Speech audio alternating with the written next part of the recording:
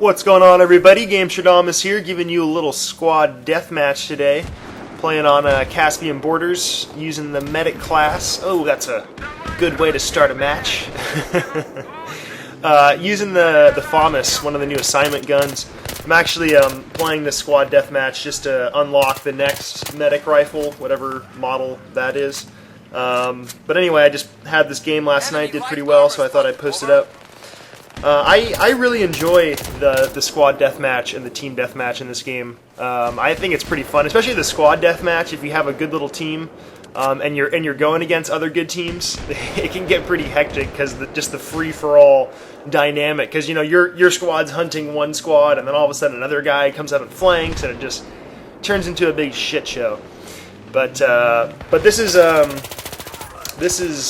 probably my favorite map for the squad deathmatch, team deathmatch. I don't know why.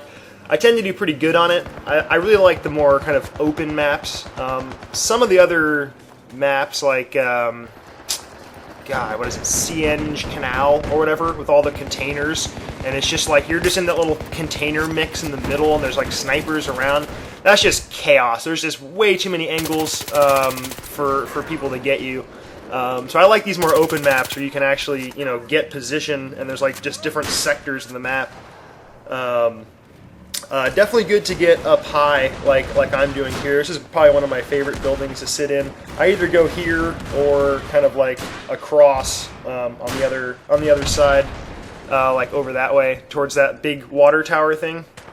I usually like to sit over on that thing too.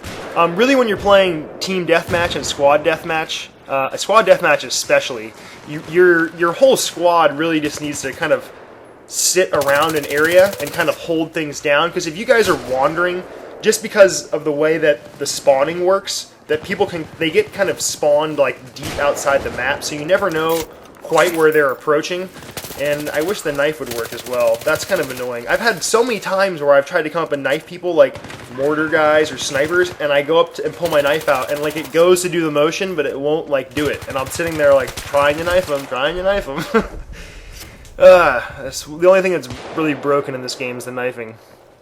But anyway, yeah, just because of the spawning, like as you see here, like our squad got jumped, and we had to spawn way outside the map. So if you're, sitting out on some little corner there, you never quite know where they're going to approach you. So your squad really needs to kind of hold an area down and really hold different angles. Don't have all four of your guys looking in one direction. You really need to just watch yourself and call things out if you're playing with anybody, any of your buddies or anybody with mics. Is always good. In team deathmatch, it's really about controlling what sector the other team's kind of spawning in. Obviously people can flank, but for the most part, people are always spawning in one general direction.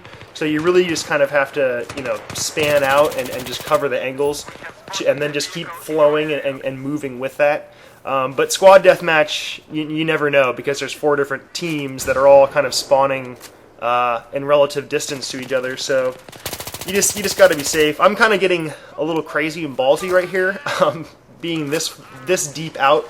I don't really like to get this far out just because there's so many different angles that snipers can see you in.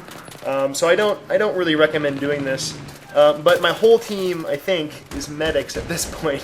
I think everybody. It's kind of funny when you go into squad deathmatch now, because it seems like everybody's trying to do the assignments, so pretty much 90% of the people in the match are all medics.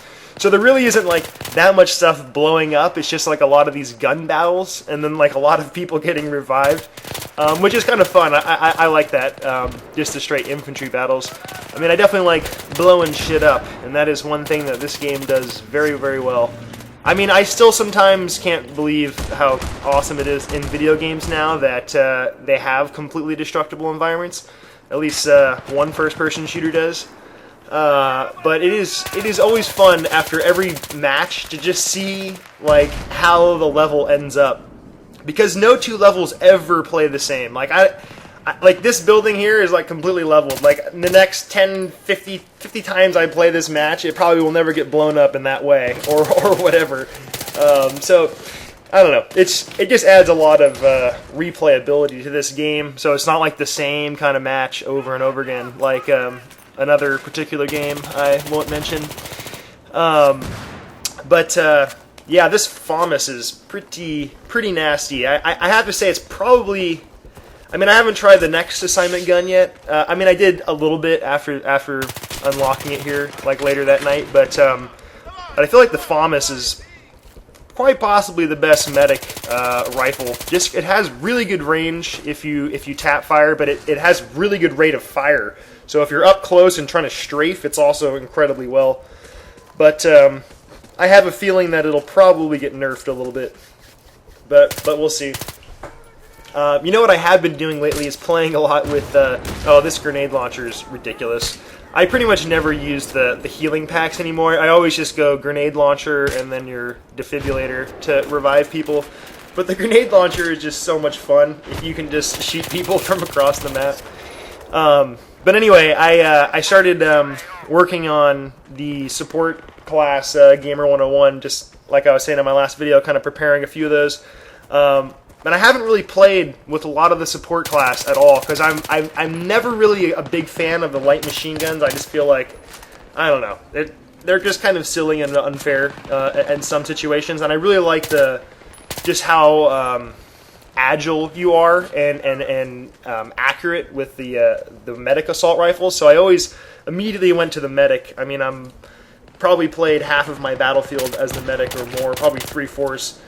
But I started to play with the support over the last day or two, and that has to be the most unfair class. I mean, you get claymores, you get C4, you get mortars, and infinite ammo.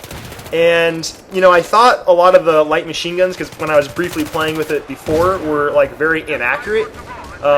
And so I was like, oh, I'll just stick with my medic assault rifles, because I really liked, you know, being able to fight snipers. But I started, you know, really getting down the burst firing and being patient, a little more patient with some of those support light machine guns, and they are ridiculous. I mean, the stopping power. I mean, you hit it's like 3 or 4 bullets to kill anybody, and they're definitely accurate. And then you have like 100 or with extended mags, 200 rounds in a clip. So, you know, if like there's a whole team running at you, you can pretty much mow through the entire team.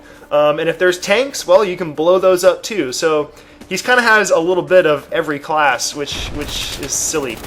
Plus the fact that he has infinite ammo with claymores and mortars and C4 just seems like a little much, because you can really just hold down areas all day if you just keep, you know, replacing out certain things. Anyway, I hope you guys enjoyed that. I'll be back with some more Battlefield soon, so stay tuned, and you guys have a good one. Take care.